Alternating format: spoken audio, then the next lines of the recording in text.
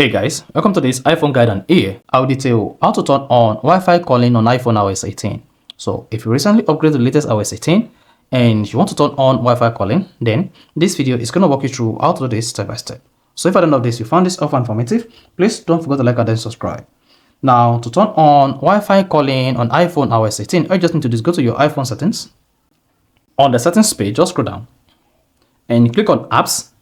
Now, once you selected apps, want to scroll down the page, keep scrolling until you get to the phone app. Then, once you can find the phone app, click on it. Then, on the phone app page, just need to scroll down the page until you get to calls. Then, under calls, locate Wi-Fi calling. Then, click on that. Now, to turn on Wi-Fi calling on this iPhone, just toggle on this button. Then, you should see enable Wi-Fi calling. Call performance and text message may be affected. Just go ahead and tap enable. Then you are good to go. Then the Wi-Fi calling will be enabled on your iPhone. So that is basically how to enable Wi-Fi calling on iPhone iOS 18. So if you found this offer informative, please don't forget to like and then subscribe.